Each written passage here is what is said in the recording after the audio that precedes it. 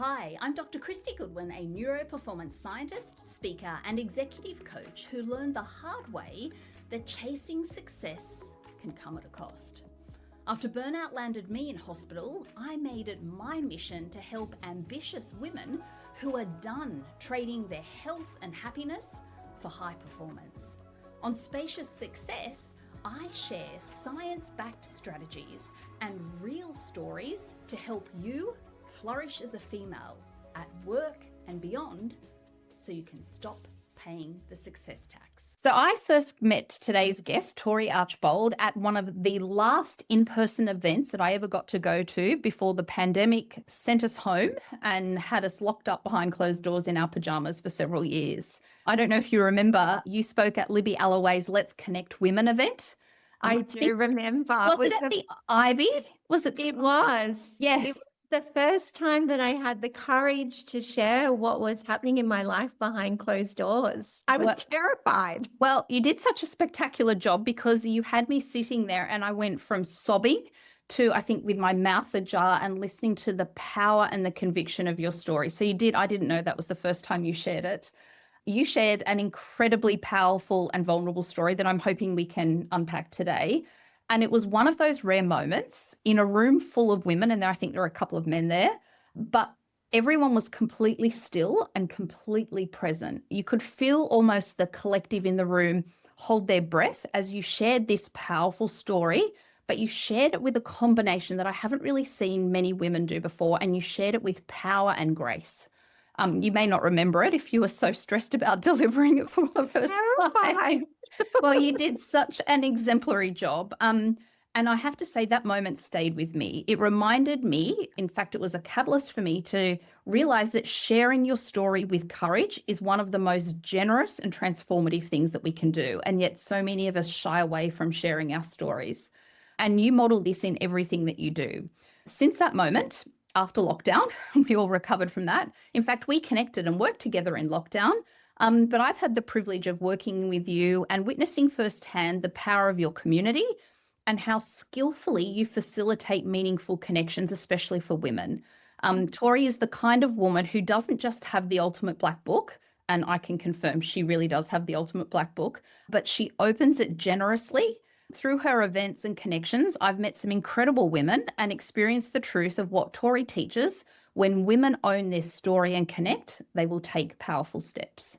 She truly embodies the power of story and connection, and she's played a really pivotal role and actually uncomfortably encouraged me to share my story, my code red story. Tory was the person who encouraged me to share not just the polished parts of my life, which I had a tendency to do, but also the pivotal ones. And so she's the reason that I now share this story in my keynotes. And I believe that we should share the shiny and the shabby. Tory has completely changed my business, and I feel privileged to know her. So it is with a warm welcome that I say welcome to the show, Tory Archbold. Oh, that's such a beautiful introduction. Thank you so much.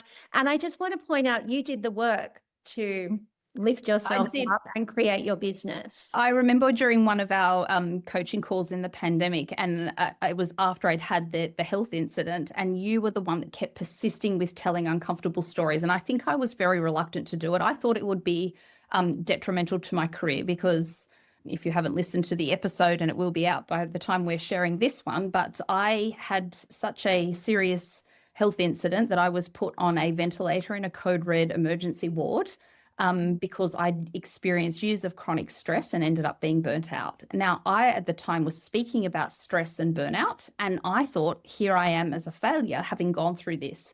But having shared since, your gentle or not so gentle encouragement to share that story, I have had countless women and men come to me and thank me for vulnerably sharing my story, because in turn it has spurred them to change their life or to look at some of the sobering aspects of their life too. So I really do deeply appreciate that push in the right direction. It's our intuition in moments like that when life throws us curveballs and we think to ourselves, we're the only ones, but we're actually not the only ones. Yeah. And it's in those uncomfortable moments, and I've had so many of them in 2025 that have actually transformed into my greatest leadership gifts, I mean, I showed up on Instagram and it's sitting at 80,000 views now, and it's all organic, of me crying when I found out 4.5 months later how my dad died. I Wow. mean, a wild, wild story. But actually, a lot of people are like, why would you put yourself crying up on socials? But the amount of messages that I got from other people Mm, saying, I've been through the same thing. Thank you so much for yeah. sharing what you went through has actually been a massive gift. And as you say, all those speaking opportunities come through because people don't expect polished leaders to be real. But we are real. Yeah. We experience near-death experiences. We experience very different things that actually are common threads along the highway of life. And that is the gift as a leader. If you're listening to this podcast today, don't be afraid to own the good, the bad, and the ugly, because Yes, they actually make you a better leader. they do. Mm. And way more magnetic than a polished, edited version of yourself that you might try to depict. Correct. No more Yeah. airbrushing. No, no filters allowed. So I'd like to start at the very beginning and rewind back in your days in PR. So Tory built one of the most successful PR agencies here in Australia and internationally. You worked with the likes of Drew Barrymore, with Zara, with Lancôme, just to name a few. Tell us a bit about business and that period of your life back in your Yeah. PR powerhouse days.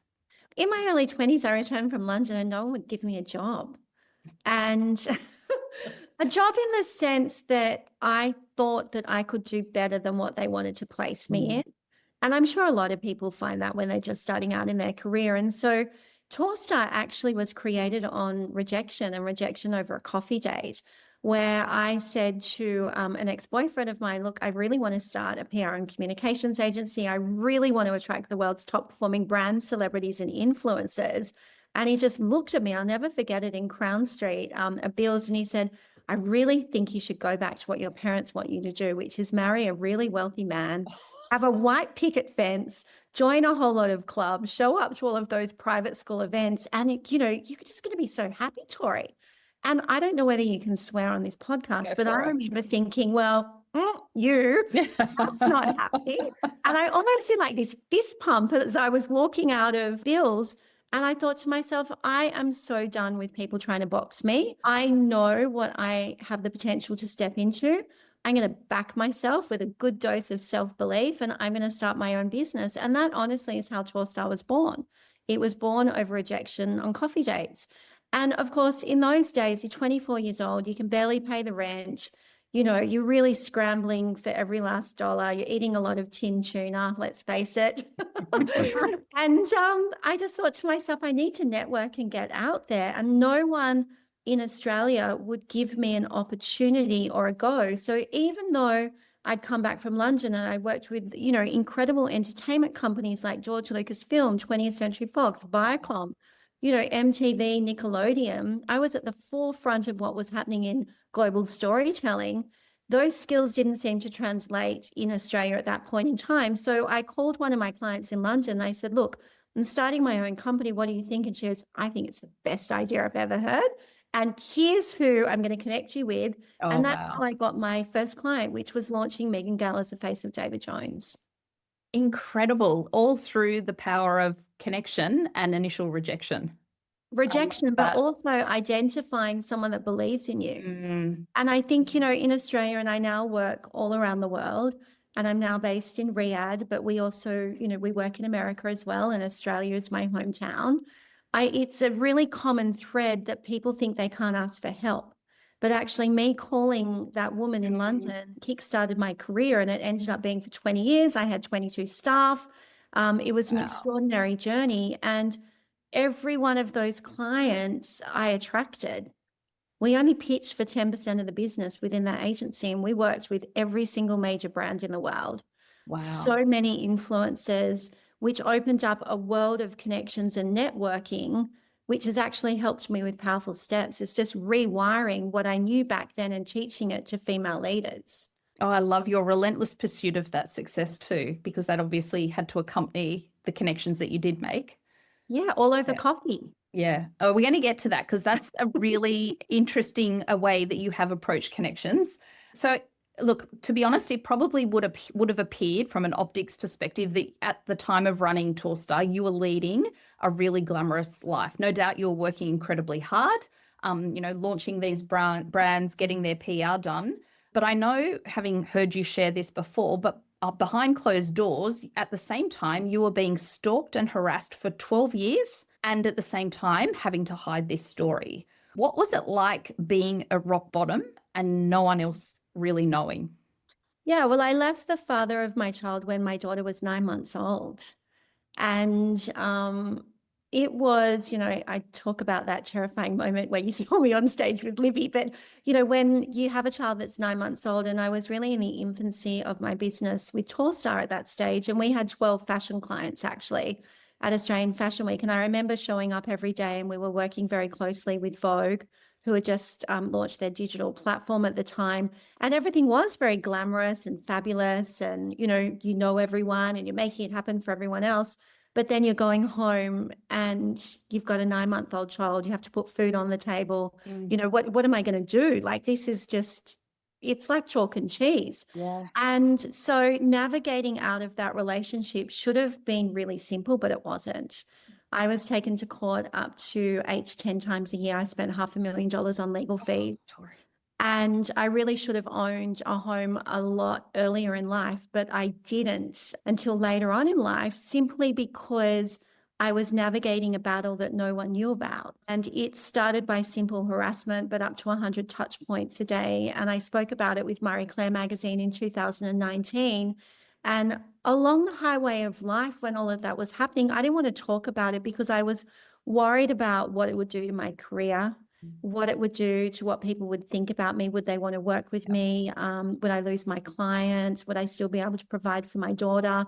And my daughter Bella and I were navigating a lot of things that people didn't know about, people didn't speak about in those days, like, financial abuse, emotional abuse, domestic abuse. And it wasn't until I got out of my own way when my best friend said to me, Tory, you've launched so many incredible brands into Australia. Look at what you did with Zara. There were 22,000 people there on the day of launch, $1 million in sales. Like, look at what you're doing for other people. Why can't you do that for yourself? Yeah, Ouch. valid point. And so I really Yeah. thought about that. And I thought, what if I self-represent? So I fired the lawyer, got rid of him. He used to call me the sushi eating publicist. I come into his office, he'd be like, oh my gosh, he's a sushi eating publicist again. He once charged me $8,000 to renew my daughter's passport because my ex-partner would not renew it. Now I think it's like a couple of $100. I didn't know. I was just trusting all of these people, trying to keep my life together. But that was the best decision of my life. I stripped back my business. I used to sit in courtrooms. I'd realized that it was really Russian roulette. It was you really at the whim of the judge. And I thought there's got to be a better angle. And so I started really investing in my self-care. I stripped back on everything. I really went underground, and it took me 2 years to find the angle to navigate the system. And I know you're not supposed to email the judge in family law court cases, but I used to directly email the judge. I'm sorry, I don't know. I'm self-representing. This is just the way it is. And I ended up being one of, I think it's like 3% of women in Australia that win in the Federal Circuit Court of Australia. I won full custody and I won a non-contact order. And literally we were given the keys to freedom, and it transformed our life overnight. Wow.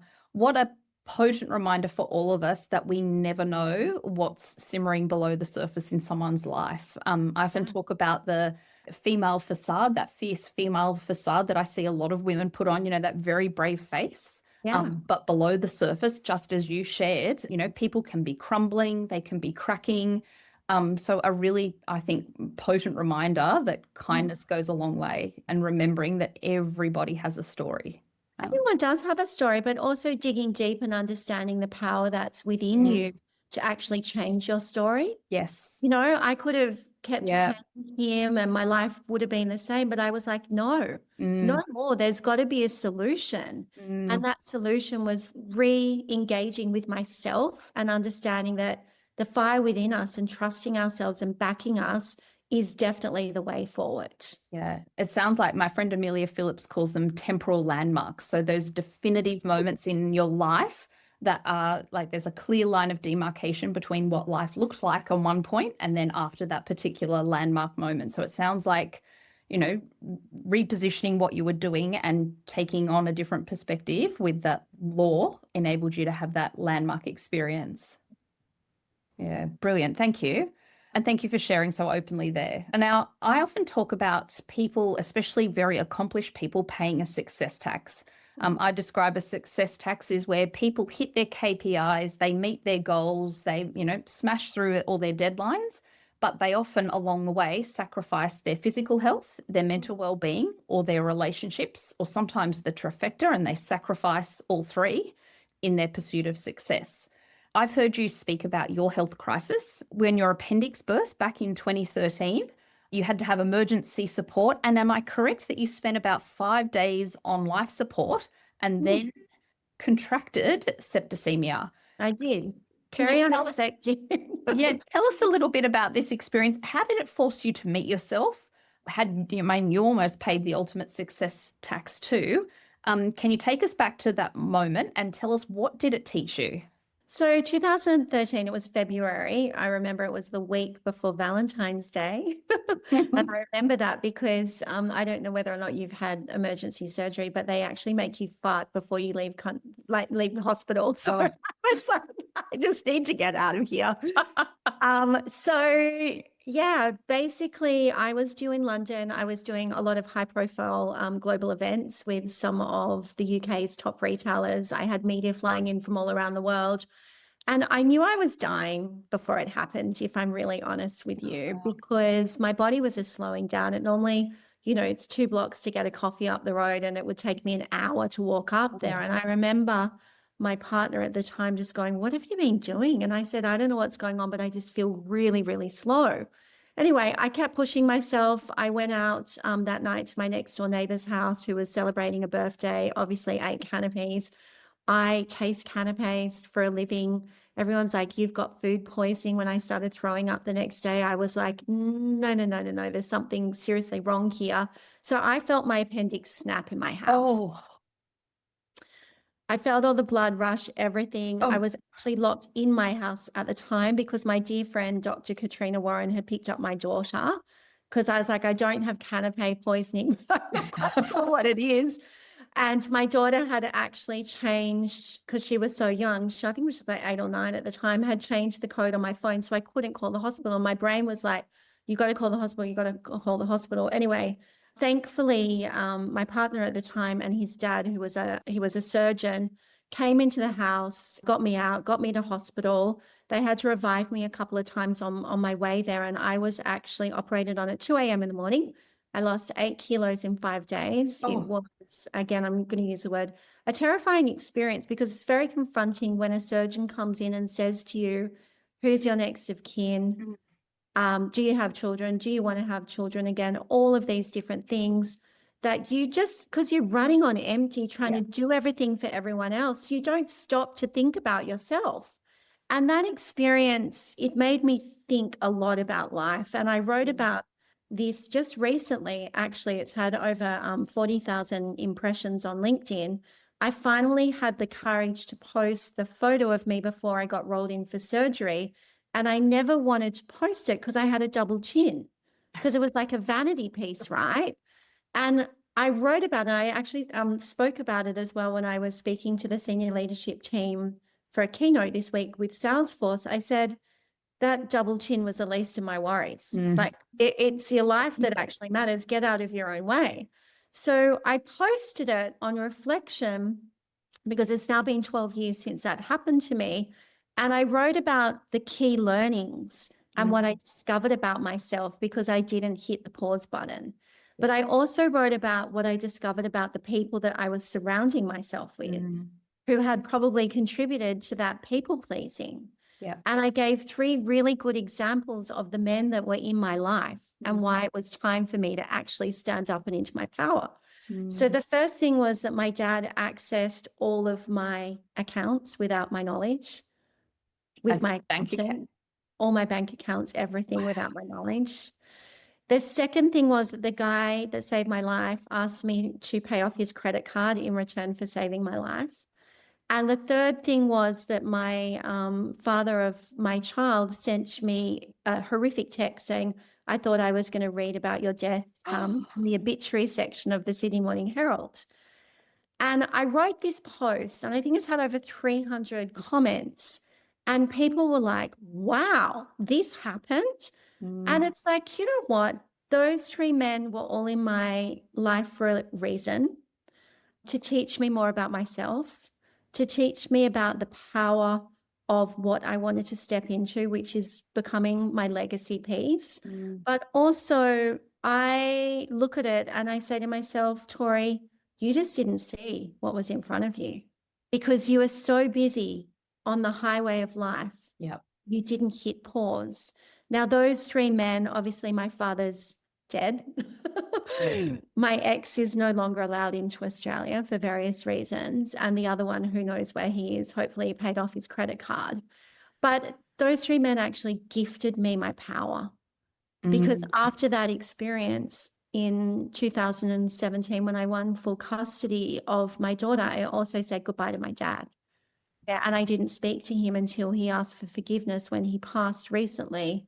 And I just think to myself, people come into your life for a reason to teach you gifts, but the most important gift that I got out of that near-death experience was the surgeon that handed me a piece of paper and said, Tory, after 12 rounds of antibiotics, he goes, I don't know what's going on in your life, but here's a piece of paper and here's a mantra.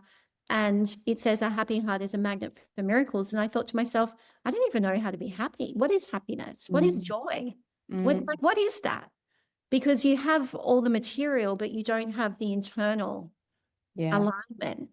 And that mantra changed my life. And it's now changed the lives of thousands of people that I mentor and speak about this. Because if something doesn't make you happy, don't do it. And hitting the pause, you talk about spacious, right, for your podcast, it's creating the space for yourself.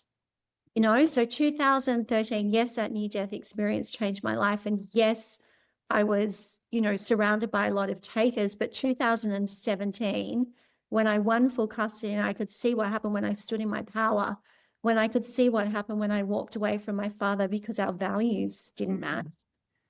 And when I actually was like, hello, I'm in alignment. I met my husband a few months later, and 10 months later, we're engaged. We're married just before COVID. And I walked into the happiest time of my life. I just had to get out of my own way, and I had to stop and actually just look at what I was surrounded by and say to myself, well, what did I actually want? And who did I want to share it with? And I often say to my daughter, we were given the greatest gift through that experience, even though it's highly traumatic, the greatest gift, because we can rewrite our story on our own terms. Oh, I love that. I heard someone say the other day, and I wish I could credit them, but sometimes our greatest gifts don't come beautifully gift wrapped. And that's the beauty of hindsight and reflection, isn't it? That you can now look back at what was a terrible event in your life and all of those events collectively, but you can now see the gifts and the blessings and the lessons that have emanated from that. 100%. And I think as well, when you can see that healing comes from you standing in your power. Yes. And healing comes and you're able to share these stories because you forgive, you let go, but you're able to share as a leader with others so that other people can see that there's a way forward. Yes. And that's why I love circling back to what you were saying earlier about people don't want perfect leaders. Like, they want people to share their stories, because what is most common is most general. And so the struggles and the challenges that you face, chances are colleagues are experiencing it, friends have gone through it. And your version of your story almost gives them permission and can be the catalyst for them to talk about what they're going through. Really hope so. And I really wanted to double click on something else that you said that was so powerful when you're explaining the beginning stages of your health crisis. And you said you knew something was wrong. I think you said, I knew I was dying, when it took you much longer to walk to the coffee shop. And I often say to people that our bodies keep score. Our bodies do not lie. And for many people, burnout and exhaustion starts off as a whisper, and we hear those whispers and we can ignore those whispers. And if we continue to ignore those whispers, our bodies often have no other option other than to shout at us and shut us down. And it sounds like your appendicitis. For me, it was, ending up on a ventilator in a code red ward. And what I encourage people to do is, as you said, take the time, invest in your rest, have that spaciousness to listen to what your body is saying, so that it doesn't take a health crisis or a relationship breakdown for you to stop and examine your life. That's exactly right. And I think the little secret whispers of life that we're all given are there for a reason. Yes. So after my appendix burst, I got sepsis, which is obviously a life-threatening complication, so to speak. And the surgeon was like, it's going to take 6 months recovery, but actually in effect, it was between 2 to 3, 4 years, right? On and off. Yeah. But now I know my body so well. And such a gift. And I know when I need to stop. I know when I need to, pump myself full of vitamin C. And I rarely get sick anymore because I listen to my body. I love that. So it shouldn't take an experience like you and I to actually listen and listen to the heartbeat of what your body actually needs and fuel it so that you can become a better leader, a wife, a mom, a daughter, all of those things. It's really important. Yeah, our most precious currencies as humans are our time, our energy, and our attention. And I completely agree. Don't wait until it's too late. I've learnt this year when my fabulous operations manager, Karen, passed away unexpectedly. None of us know what's around the corner, and we just have to relish those currencies. And so you obviously now live and work very differently. What does spacious success look like today for you? Oh, so many different things. I mean, look, I'm really lucky that I'm now living in Riyadh with my husband, and we're in the desert. And so I get a lot of downtime, and I'm on planes. Like I've had over 50 flights this year. Wow. In the last 6 weeks, I've been in like Abu Dhabi, Dubai, London, Singapore, the south of France. Wow. A retreat in Thailand and Sydney. And then next week, we head off to another 4 countries before Christmas, but it's also my life. And I go, that life is a gift. Now, if I was not in good health or I didn't hit pause, I wouldn't be able to be in flow. And so what it looks like for me is a lot of journaling. For Kamalaya in the last couple of weeks, 200 pages of journaling. Wow. Every single day. I put my phone in the surrender box every single day. And I just took a notebook and I journaled. Space to me also looks like what I do in the morning, which is my morning routine, which I think we've spoken about before, is I travel and I live with lavender oil in my shower. And I put 3 drops every morning on my décollage, and I inhale, exhale 3 times, and I anchor my body to Mother Earth, and I listen to what I'm meant to be sharing or doing. And then at that time, I repeat it with gratitude. Like, what are the 3 things that you're grateful for today? Because gratefulness actually shifts your body and your mindset into forward momentum. So journaling, lavender oil, really important. But also, I think when times get tough, exercise. Exercise, especially at our age, is so good, even if it's walking.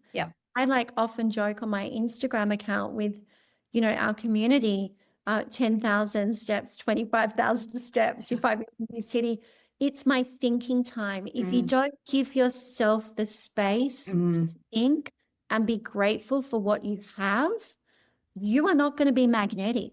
Yeah. Walking is a brilliant one. And from a neuroscience perspective, when we walk or when we're in the shower or when we're in a plane, what we create is something called optic flow. So optic flow is when things are moving past our eyes. So in all those states, we're creating optic flow. Optic flow is when ideas often germinate. So I don't know about you, Tori, but I often have great ideas in the shower or on a walk or on a plane, especially if there's no Wi-Fi on the plane. And what happens is that optic flow quietens down part of our brain called the amygdala. So the amygdala is our emotional center of the brain. And so this is why ideas come when we are unplugged. And so I often ask audiences, where were you? What were you doing when your last great idea germinated? And Yeah. people say shower, walk, surfing, in the car, in the train, on a plane. I have never, after asking thousands of people in audiences this question, never ever had one person say to me, it's in my Excel spreadsheet or in my inbox. Oh, it's never. So Never. we have to see recovery obviously as integral to our well-being, but we also have to see it. I call it a peak performance pit stop. And that if you want to perform at an optimal level, if you want to come up with creative campaigns, if you want to solve complex problems, you need unplugged time. Like you need time for your mind to meander. So thank you for reminding us Of course. the importance of recovery. It's not just a frivolous thing or a nice to have, like it's actually essential. Oh, it's essential. And, I've just spent last 2 weeks in Kamalaya in Thailand with my life coach, who's actually a Buddhist monk. And I tried a few different treatments when I was there. And one lady, she did this massage on my face, and she's quite intuitive. And she said to me, Tori, I don't want you to ground yourself on the sand because the sand is uneven. Yeah. I want you every day to take your shoes off and ground yourself in the grass. I've been doing that as well. And I'm sharing this with people because if life is a bit rocky for you right now, Yeah. you need to be standing on solid ground. And I find by walking on the grass in bare feet, oh my gosh, everything just flows. I come straight back into alignment. Yeah, there's some of the clients that I work with, coaching clients, we're tracking their wearable device, their wearable data with a Whoop strap or an Aura ring. And what we can actually see is, and again, this is anecdotal evidence, but there is emerging scientific evidence to talk about grounding, which is exactly what you described, literally having our feet on and in nature, whether that be grass or sand or water, in the elements.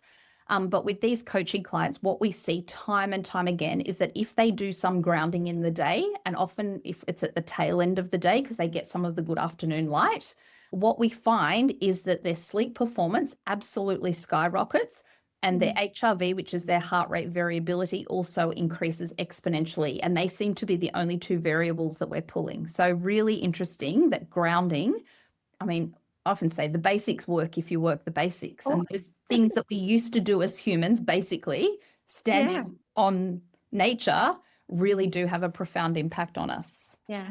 Yeah, I love that. So I've heard you talk a lot about the power of story. I've heard you say your story is your strategy. Why do you think that is so important for people? Because as a leader, we're also our own brand. If you want doors to open for you, it's really important that you understand how to show up as your authentic self, how to anchor your story in your truth, your values, your intent, and your purpose.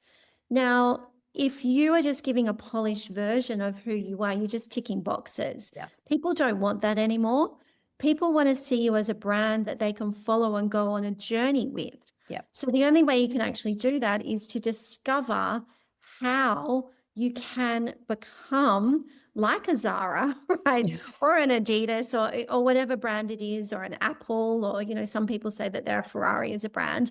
I always like to say, okay, well, I had such a wonderful experience partnering with Zara. What did I learn? It's a brand about the people. It's a brand that's not afraid to be agile. It's a brand that's always going to create forward momentum. It's a brand that's global. Well, who am I? What do I stand for? What are my values? Passion, integrity, delivery. But what's my story? And so I have this 5-point story framework that I know you've done as well. And so have many other people around the world that I mentor. And by actually understanding all the different elements of your story and how they tap into when you do a podcast interview, when you give a presentation, when you're elevating your team or creating and building your own business, those are actually the laneways forward that you can walk down really strategically and aligned to attract the right opportunities. So your story is your strategy because your story acts as a super attractor. So I'm going to give you one example. There's so many examples, but I think for anyone listening here, LinkedIn, it's got 1 billion impressions per month, right? It's got the biggest algorithm across everything if you want to be taken seriously in a world that we are in, right, Kristy? Like, this is really important. So if you're showing up there and you're sharing your story or you're sharing your wisdom or how that integrates with other people, but you're also giving them a little bit like, you know, here I am with a double chin, and this is what 3 men did to me when I was having a near-death experience. I'm showing the raw and real side of myself. They're like, oh, Yeah. she not only delivers, but she's got agility and resilience. Yeah. So it gives your story grit, but it also gives your story an edge because you're anchoring into the truth, and people are like, well, what else has she been through? And so they're going to listen to your podcast and they're going to find out all these other parts of my story, which I've never shared before. And I love what you said about what deeply resonates with people. So the very first time I shared my Code Red story in a keynote, I will just say it was at one of Australia's biggest banks. And I got in the lift afterwards, and a lady came running into the lift and wedged her arm in between the doors to stop them shutting. And she said, "Do you mind if I go downstairs while you're leaving?" And she got in the lift and she burst into tears. And she said, "I see myself in your story. I'm worried that I'm on the precipice of this too, and I don't know what to do." And that was the moment in time where I realized, yes, as a scientist, people want statistics and they want science, but more than anything, we resonate with story and we connect to story. You know, I've shared statistics and facts in keynotes before. I've never had anyone come up and hug me or get in a lift with me afterwards. And time after time, I learned that stories are what bond us as humans. Like neurobiologically, we are wired for stories. And they show that you have a heart. Yes. Yeah. You know, and I feel like the heart versus the ego, there's a big difference in female leaders out there. There's female leaders that are so egotistical. I have to do this and I must be seen as this and I must tick these boxes. But then there are people like you and I who are unafraid of showing the vulnerable side to who we are and the authenticity that operate from the heartbeat. And from all the women that I know, I'm lucky enough to mentor around the world. And, you know, they're in the top 1%. They don't operate at the ego. They operate in the heart. It's what you need to drop into. And that's the storytelling comes from the heart. Yeah, it does. Not the head. Yeah. Yeah. And the roadmap of, well, what kind of a brand are you? So as I said at the very beginning today, you are really one of the most connected people I know, but so generous in facilitating other connections. And I say that with true authenticity. Is this because of your signature coffee date framework? Can you tell us a bit about that? What is it? Why does it work? Please explain your coffee date theory. Yeah, so when I needed a marquee client, and it happened to be David Jones and Megan Gow all those years ago, sure, I have the client and I have the supermodel, I have the brand, I've got the strategy, I know how to roll it out. But if I don't communicate what I'm doing, none of this is going to happen. And I couldn't afford to buy people lunch, but I could afford, back in those days, coffees were only $2. Not like some of the hotels you go to in London, and they're $25 each. Oh, ouch. It's like crazy. So, but it's a mutual exchange of energy. So I developed this strategy where I was going to consistently, and I still do it to this day, so 25 years later, I have a coffee date with someone I know, someone I want to partner with, and someone completely outside my comfort zone. And I'm really committed to that because someone you know, and me and Yaz London caught up last time. We had like a little threesome coffee date, and it was so good because someone you know is like staying connected. What's happening in your life? What's happening in my life? How can we do things together? And we were all able to show up vulnerabilities, but also switch ideas and say, hey, I've got some advice here. I know someone else that I can connect you into. That's really important as an anchor coffee date. The second one is someone you want to partner with. It could be a brand. It could be a person. It could be somewhere that you want to speak and share your story. Whatever that journey is, someone you want to partner with is really important because that person's going to Google your name. What do they see? Why should they say yes? Because you're showing up and sharing a story, right? Third one is someone completely outside your comfort zone. And I always share this story about how Drew Barrymore became my client. It was because her best friend, unbeknownst to me, was an agency I wanted to partner with in LA. So when Drew was going to launch her beauty brand into Australia a couple of years later, her friend didn't tell me the name. just said, my friend is launching a beauty brand. Would you like to help her? I'll introduce you. And I was like, of course, because we'd already had the coffee date in person. We'd already connected. Who is it? No idea. Drew Barrymore. Wow. So out of the comfort zone into the partnership Mm, and then into maintenance. yes. You know, and you can't coffee date with everyone. Like when I started Powerful Steps, I used to open my diary up for thousands of virtual coffee dates. I remember one week I did like 22 virtual coffee dates. And there was a common theme. There were 80% of women that Yeah. understood the power of a mutual exchange of energy. And then there'd be 20% of women who just wanted to take from me, Wow. but not Yep. give anything in Yep. return, right? Not like, oh, I had a coffee date with Tory and this is what I learned. Yeah. And so I actually shut off my virtual coffee dates about 2 years ago because there were so many takers and I thought they're Yeah. not my people. So going back to how do you create space, I created space for myself by saying no more takers. I'm only going to attract the people that it's a mutual exchange of energy. So now it's a 99% yes to coffee dates because I'm getting the people in my life that are at that high vibrational level because that's how I show up. So for anyone listening going, well, you know, is it just a waste of time? It's not a waste of time. You've just got to work out what level you want to play at. Mm. And just as a funny reminder, you said when you invite somebody for a coffee date and they're not sure, you know, one of the unfamiliar people, that's someone outside of your circle, Yeah. a good practice, and I know you made me do this when we worked together, is to Google yourself. Years ago, I don't know if I told you this story, Tori, but years and years ago, when I very first started working and I was predominantly speaking in schools about children's digital well-being and online safety, a friend rang me one day and she said, Kristy, you need to Google yourself. And I said, oh, okay.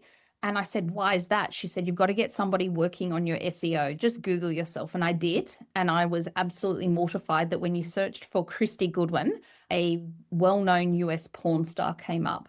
So please make sure you frequently Google yourself. And if you've got some funky SEO, make sure you pay somebody to sort that out for you. 100%, but you can actually sort it out yourself. Yeah. Literally just using the algorithm Yeah. of LinkedIn every single day. Boom, boom. You know, between 7:30 a.m., 11 a.m., 2 p.m. Yeah. Just show up. And don't worry, like some days you're going to have a double chin, of course. Other days you're going to look really glamorous. I show up without makeup on. I show it all. I show the real, the raw, and the in the moment places that I've been.